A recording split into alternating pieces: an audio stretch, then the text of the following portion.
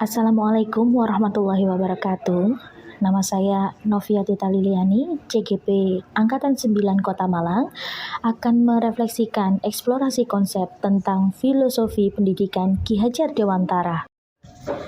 Ada beberapa filosofi pembelajaran Ki Hajar Dewantara yang digunakan sebagai dasar pendidikan sampai hari ini.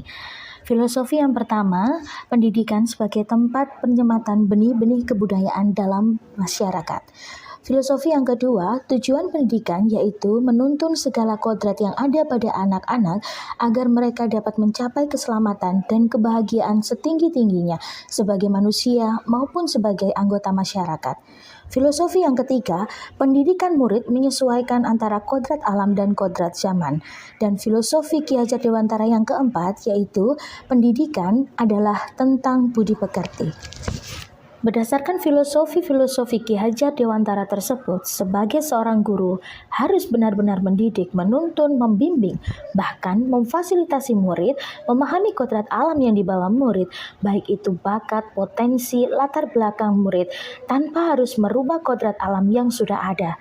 Namun, tetap mendampingi dan memberi penguatan pada nilai-nilai yang masih samar pada diri murid, memberi rasa aman dan nyaman, sehingga murid mampu menentukan nilai-nilai baik yang dapat murid aplikasikan dalam kehidupan berbudaya dan bermasyarakat, sesuai dengan kodrat zaman atau sesuai dengan zamannya.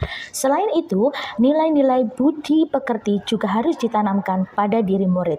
Sebagai seorang guru, kita harus menjunjung tinggi trilogi pendidikan Ki Hajar Dewantara, yaitu Ing Ngarso Sung Tulodo, Ing Matya Mangunkarso, Tutwuri Handayani, yang bermakna di depan kita harus menjadi contoh dan suri tauladan, di tengah kita harus memberi ide dan gagasan, dan di belakang kita harus selalu memotivasi dan memberi dorongan.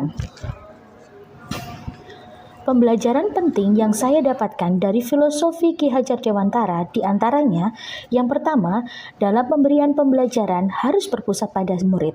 Yang kedua, kita harus mengikuti perkembangan zaman.